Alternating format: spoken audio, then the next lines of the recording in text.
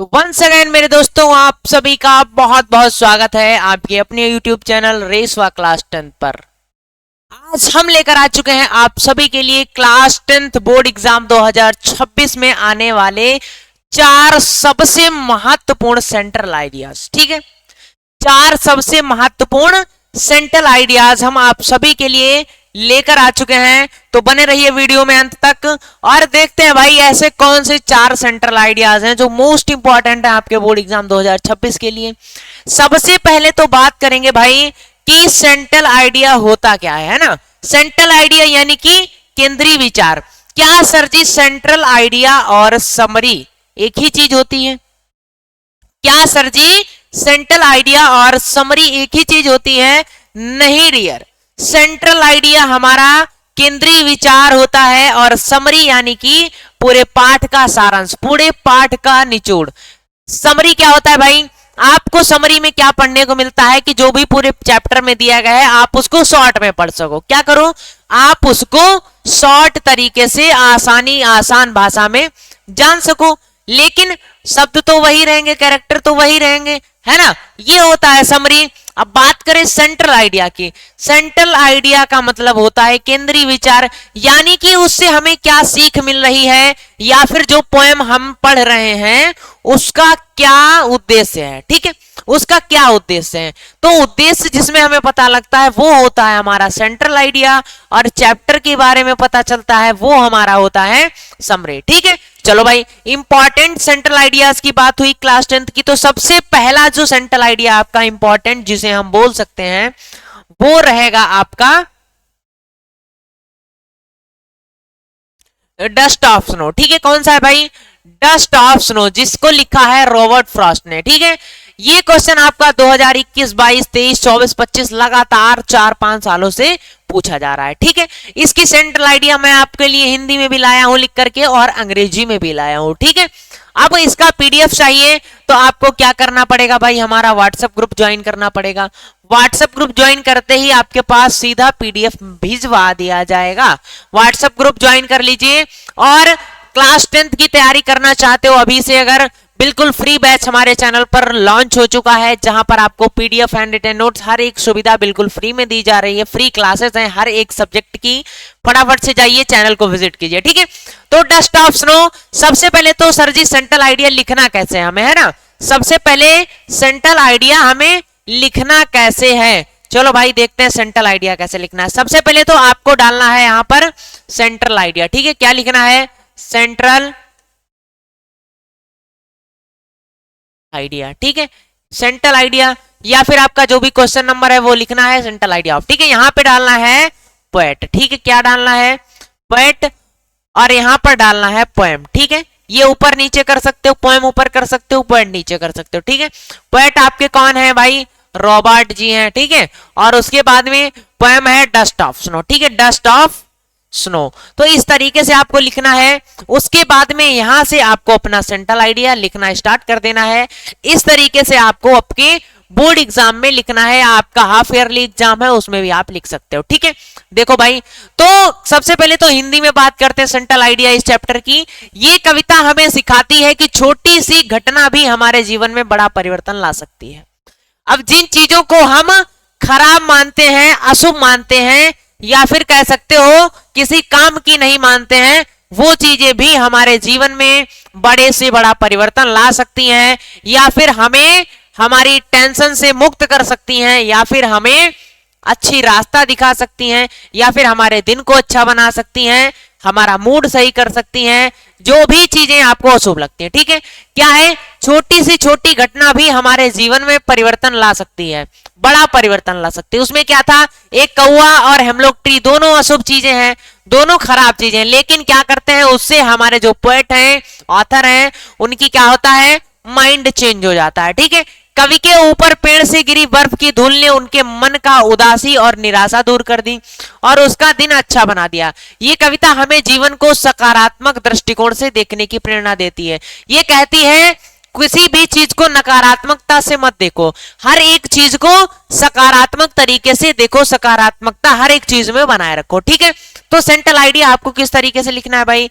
इस तरीके से लिखना है आपको, the poem the poem convince that even a small incident can change our mood and outlook towards life. The falling dust of snow from a tree refreshes the poet's mind, driving away his sadness and making his day better. It teaches us to look at life with positivity. ठीक है, हमें जीवन को सकारात्मक तरीके से देखना चाहिए, जीना चाहिए। समझ में आया? ये आपका सेंट्रल आइडिया है। ठीक है, छोटा सा है, बिल्कुल याद हो जाएगा। इंग्लिश में नहीं याद है, हिंदी में याद करो, ट्रांसलेट कर दो। ठीक है, इसमें आप अपने भी शब्द जोड़ सकते हो, अपने भी शब्दों को ऐड कर सकते हो कुछ ना कुछ। ठीक है, अगर आपको ज्यादा बड़ा लिखना है। ठीक है, बात करेंगे दूसरे नंबर के सेंट्रल आइडिया की। दूसरा है हमारा फायर एंड आइस। कौन सा है भाई? Fire and ice. ठीक है, आग और बर्फ। ठीक है, फायर और एंड आइस, जो लिखा है रॉबर्ट फ्रॉस्ट ने। किसने लिखा है? रॉबर्ट फ्रॉस्ट ने लिखा हुआ है, जो भी 2021, 22, 23, 24, 25 लगातार 4-5 सालों से आपके बोर्ड एग्जाम में पूछा जा रहा है। ठीक है, देखो सेंट्रल आइडिया। अब हिंदी में बात करेंगे सेंट्रल आइडिया की, तो कवि ने आग और बर्फ को प्रतीक बनाकर मानव की इच्छाओं और घृणा की विनाशकारी शक्ति को दर्शाया है। आग इच्छाओं का और बर्फ नफरत का प्रतीक है। कवि का मानना है कि यही भावनाएं एक दिन इस संसार को नष्ट कर सकती हैं। इससे हमें क्या सीख मिलती है भाई, या हमें क्या पता चलता है? कवि ये हमें बताना चाह रहा है, ये हमें संकेत देना चाह रहा है कि क्या है, जो भावनाएं हैं हमारी, कैसी इच्छा और नफरत की भावनाएं हैं, ये दोनों इस संसार को एक दिन नष्ट कर देंगे। ठीक है, कैसे लिखना है? The poet uses fire and ice as symbols of human emotions, desire and hatred.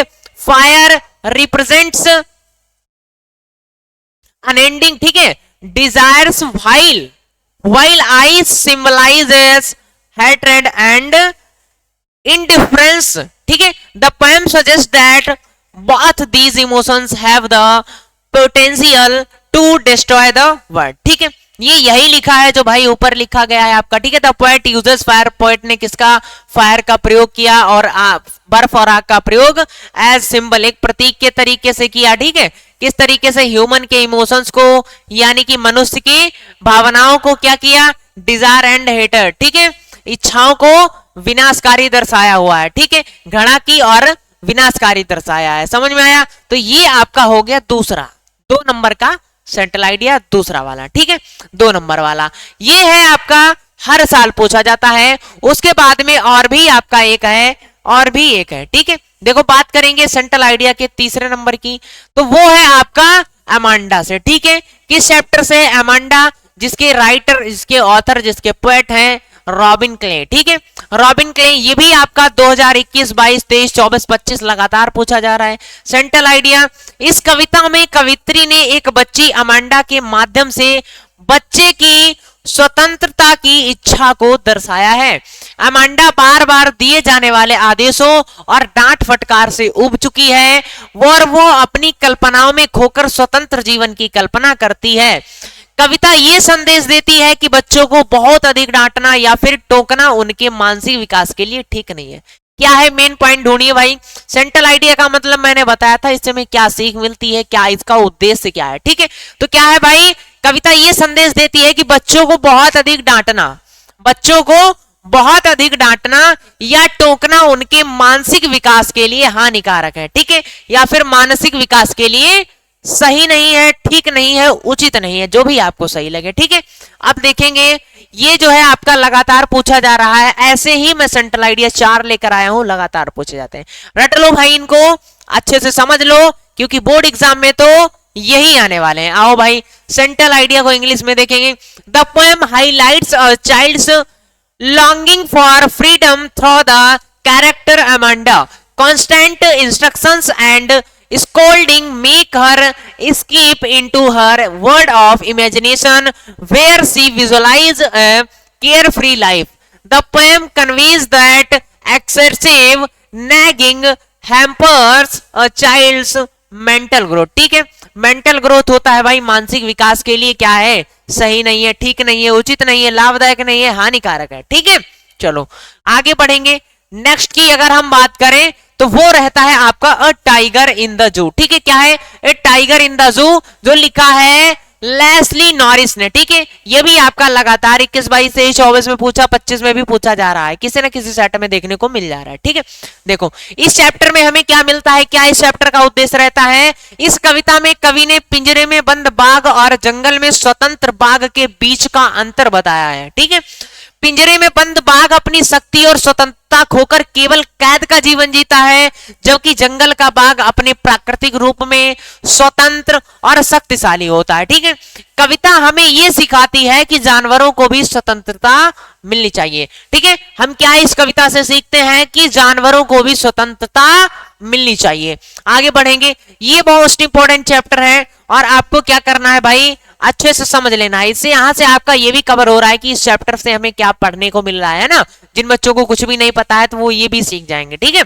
Central idea देखो, द पोएट कॉन्ट्रास्ट, ठीक है, contrast the life of a caged tiger with that of a tiger in the wild, ठीक है। ये cage का अर्थ होता है पिंजरे में बंद वाला, ठीक है। केज का अर्थ होता है पिंजरा, ठीक है। The caged tiger losses his strength and freedom leading a helpless life behind bars, ठीक है। while a free tiger in the jungle is majestic and powerful, the poem, ठीक है, emphasizes that animals too deserve to live in their natural habitat with freedom, ठीक है। क्या कविता सिखाती है कि भाई जो हमारे जानवर हैं, जो हमारे एनिमल्स हैं, उन्हें भी क्या चाहिए, वो भी डिजर्व करते हैं क्या, एक बढ़िया अच्छी सी स्वतंत्रता, एक फ्रीडम डिजर्व करते हैं, उन्हें भी स्वतंत्रता मिलनी चाहिए। ये कविता हमें सिखाती है। तो ये रहे आपके 4 most most most important central ideas for board exam 2026, ठीक है। आप सभी को इंतजार था भाई सेंट्रल आइडिया कौन से निकलने वाले हैं, ठीक है। लगातार 5 साल से पूछे जा रहे हैं, वही मैं आपके लिए छाट कर लाया हूं। अब इनको याद कर लो, अच्छे से रट डालो, दिमाग में माइंड में फिट कर लो, क्योंकि बोर्ड एग्जाम में तो यही छपने वाले हैं। नहीं अगर विश्वास हो रहा है, नहीं ट्रस्ट हो रहा है, तो भाई कोई दिक्कत नहीं, जब एग्जाम हो जाए तो देख लीजिएगा, है ना।